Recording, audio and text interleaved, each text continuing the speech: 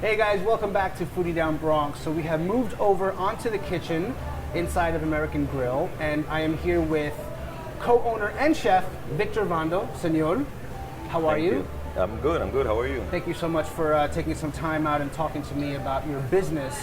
And so we have a nice bread. And I know we're going to make something really delicious off of your menu, but before we get into that, I wanted to talk to you a little bit about your history as a chef. I know that you actually owned some restaurants in Puerto Rico before Hurricane Maria came through and unfortunately destroyed your business. Can you tell me a little bit about that? Which restaurant were you in charge of? And of course, how did that affect everything for you? Yes, well, this goes back many years. Many years ago, to start at the beginning, I started working in Atlantic City, worked for Trump Plaza and the San Salvador Casino right out of college. And spent a few years, then decided to go back home and open a few restaurants. I opened Fiji's Caribbean restaurant, Tijuana's, pizzerias. I had a few restaurants going on. After being diagnosed in 2007 with thyroid cancer, I decided to pursue a different career in my life. So I went back to school and became a veterinarian. That's amazing. So you're a veterinarian? Yes. So you're a chef, co-owner of American Grill, and you take care of animals? Yes. That's amazing. Yes. That's amazing. Yes. After Hurricane Maria, I had to come here to the States, find another challenge since everything was gone after Maria, and things were a little difficult in Puerto Rico.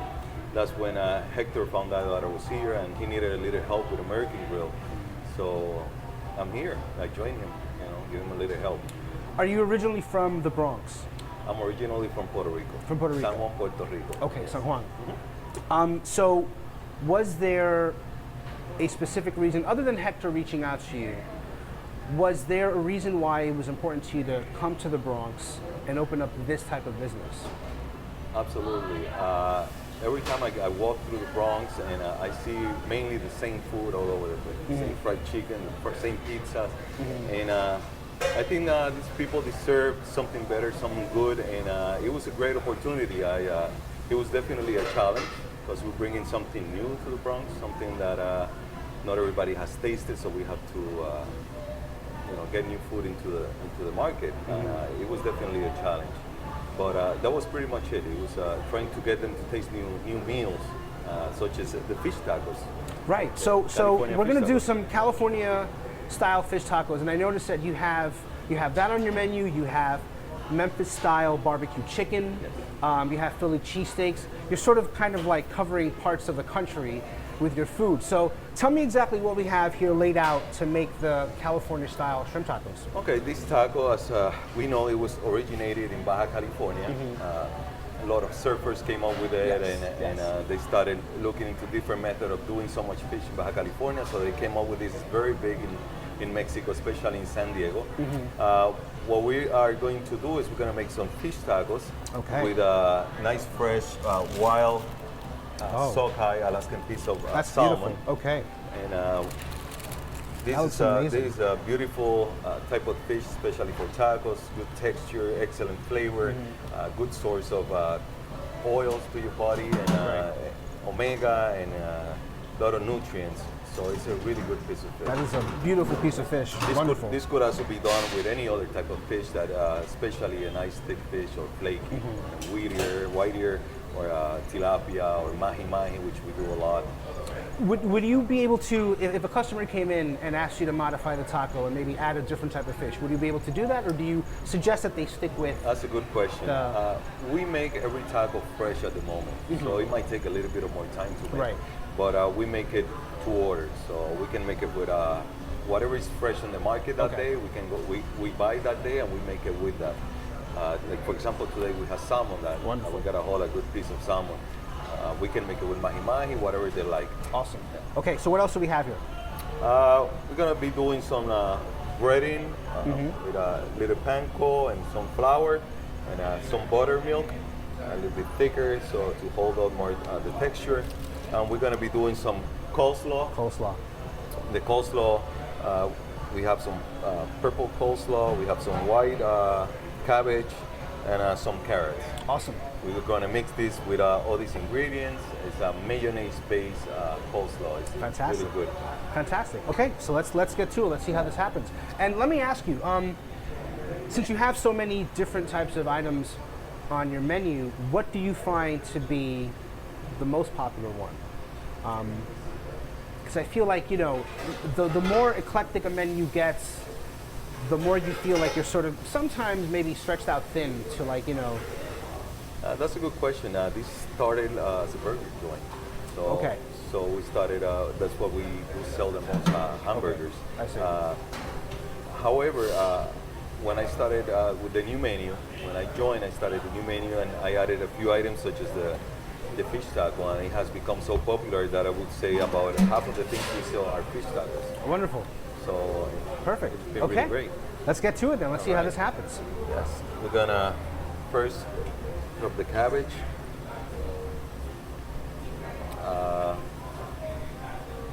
What do we have here? What Little seasonings? cilantrillo. Okay. Fresh cut cilantrillo. Beautiful. And I mix it. Little pepper.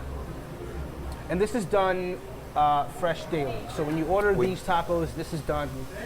Every It's day, made to order. Every day we do the coleslaw Okay. because it has to be refrigerated for a couple hours. I see, before okay, so you have to get all the refrigerate juices it first, together. okay. So this is done daily. The tacos, the fish is done at the moment. Right. Yes. So the fish is made to order. Something like the coleslaw has to be refrigerated for a little bit, Right. sort of let that flavor Let that settle in, right? Settle in and Okay. get all the flavors together. Okay, beautiful. All right. Little garlic powder, Some garlic powder, okay. the salt,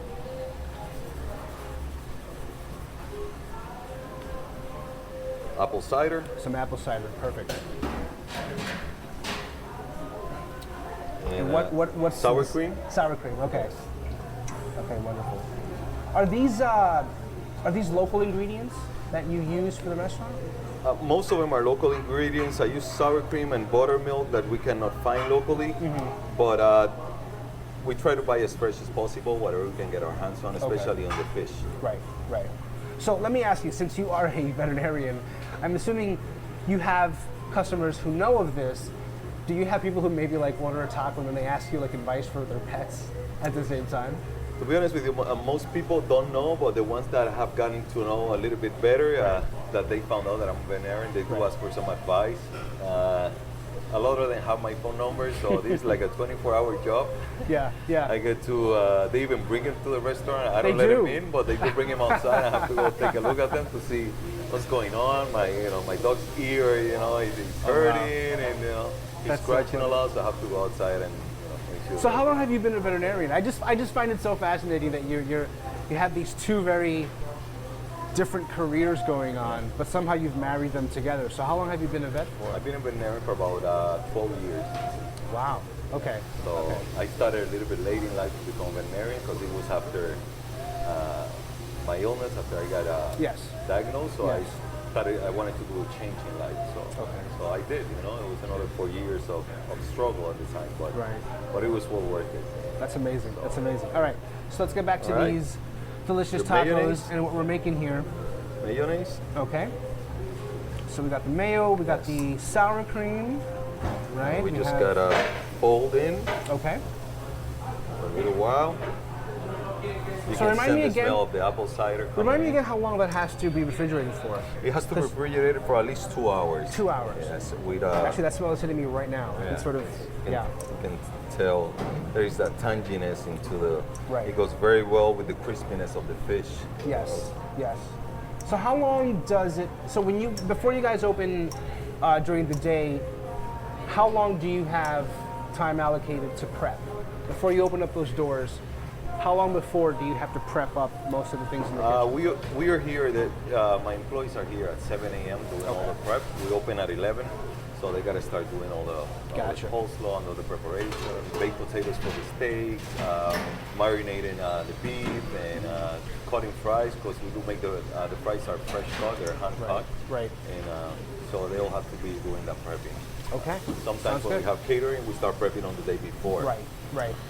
So it's basically a nonstop operation. It's a non-stop operation. Right? Yeah. This is something that, and I ask this of most chefs, it's like you're always thinking about this, right? You're always thinking about making food, you're thinking about customers, you're thinking about the next day. at the end of your one day, you're already living in the next day because you're preparing for that, right? Yes, I'm doing different things every day to come up with new things. We got a different item of the menu almost every day, like a special. Okay. Yeah, those are things of all my experience throughout the years traveling that I bring up. And sometimes I make pasta, I make different lasagnas, I make all types of fish, a lot of grilling. Yesterday with the grilled octopus in olive oil. So we do a lot of different things, and people get to taste some of that. It's very cool. We do a guanabana or sour sap juice, which is fresh made here. Not many people can get a hold of sour sap. We have to import it, so it's a really good juice, for example. Fantastic. Finally, to finish up the coleslaw, we're gonna do one little trick, a little sweetness. So we're gonna do some cranberries. Ah, so you top it off with cranberries. So So you might be the first person who changes my mind on cranberries. Yes. Okay, awesome. You just gotta refrigerate for a couple hours. Is that like the secret ingredient, the cranberries? Yes, that's our signature ingredient. Awesome. Okay, so let's get to the salmon because I keep staring at it. I keep like unveiling it because I want to see what's going to happen to this beautiful piece of fish. So may I present it to you, Chef? Yes. And you can cut it up. Appreciate it. Thank you. Thank you. So are you gonna slice up the entire fillet here, or just a little bit for these tacos? Usually, during the morning when they have an order, we usually need a slice, so we can cut the proper portion. For the tacos, we need 6 portions for it. 6 portions per taco? Per taco. Per taco. Per 3 tacos per order. So it's 3 I see, tacos. per order. Yes. Okay, understood. So let me ask you, how has been the reception for American Grill in this particular part of the Bronx? Because we're in the South Bronx right now. We're very close to, or if not in the hub, it's a very busy part of the borough. But you've also made the point that the options food-wise are very different from what you offer. Yes. So I would assume that most people come in here and it's sort of like a sigh of relief that you're offering something so dramatically different from any other spot around here. Fortunately, people have been, they're very happy that we're here because we're bringing something new. Right. Yes, and healthy food and everything is fresh, and people understand that. This is about the only place around 3rd Avenue and about, I would say, 1 or 2 mile radius that we have this type of food. Right. I mean, the only other place to find, for example, fresh fish tacos would be on Montauk, or you have to go to California, or a gourmet restaurant in Manhattan where you have to pay a lot of money. But it's for a reasonable price, and people can come and taste something very different. And am I to assume correct that you've traveled a lot of the country, so you have that palate that you tend to replicate here at American Grill? Yes, I have done a lot of traveling, been all over Norway, looking at different fish, different plates, Finland, Denmark, Russia, and all over California. I served all over California looking for different dishes. And to be honest with you, this is the dish that really caught my attention in California because there is a stand for it every 2 or 3 miles in Baja California. So it is very famous. It just hasn't gotten to the East Coast yet. But, for sure. Hopefully. Yeah, I was just having a conversation with a friend of mine just a few days ago how the tacos on the West Coast are incomparable to tacos here. Yes. I've never had the same experience eating tacos there that I've had here. So I'm excited about these tacos. Yes, I think we have the greatest tacos in New York and Mexican tacos in the whole U.S. I think we have great tacos, especially East Harlem and the Bronx. We have good Mexican restaurants. Nice. So this is something different. People come here and they say, what is that all about? Is that a cilantrillo and onion taco? And I say, no, this is something different. So when they taste it, they're like, wow, this is amazing. That's awesome. That's wonderful. I'm excited about this. So guys, we're going to take a quick break, but when we come back, I will be eating these amazing California fish tacos. So as you can see, Chef is preparing it. I'm ready. I'm set. I'm excited. So we'll see you after this break.